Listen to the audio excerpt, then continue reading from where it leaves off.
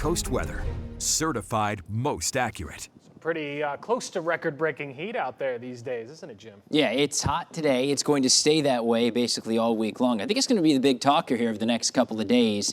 The hottest week of the year so far, especially when we focus in on the heat index, which is when you take both the temperature and the humidity. We're talking numbers 100, 105 later on this week, nosing towards 110. Part of the problem here, there's not going to be a lot of rain to help cool things down. Not much out there right now. I think even less rain tomorrow and Wednesday.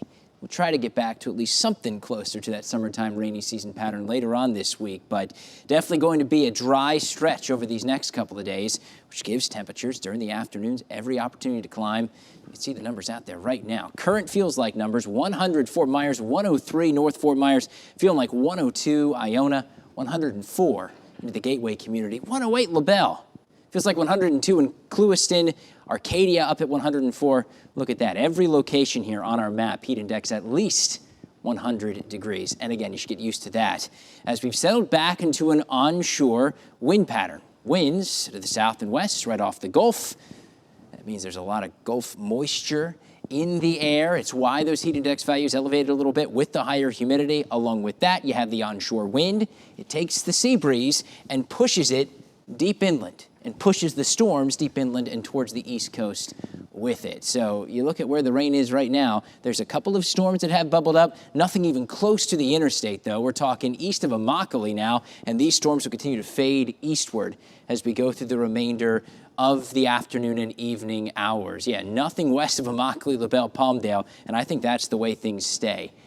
Coastal areas, dry, sunny, and clear the rest of the way. We'll keep those inland storms going. Glades County, Hendry County, and eastern portions of Collier as we go into the evening. Even then, it's low coverage to the rain going through the rest of the evening into and through the overnight. Here's how it plays out on our futurecast. Dry by the coast, downpours and storms continue by Lake Okeechobee.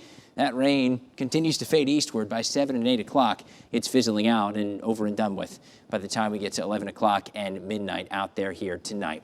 Here's your Gulf Coast 7-day forecast. You can more or less repeat that for tomorrow and Wednesday.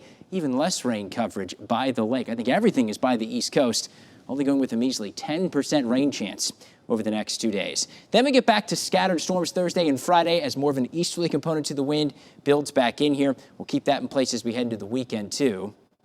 You can see how the rain plays out, or lack thereof, as we go through the day tomorrow. Downpours east of Clewiston. Nothing on our side of the state, 6, 7, and 8 o'clock.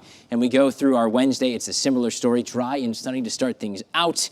There'll be a downpour or two inland, but that's it. Most of us look to stay dry as that rain pushes out towards the east. The rain totals over the next 3 days, really, slim. We're talking zeros, up and down 41 and 75. No rain whatsoever.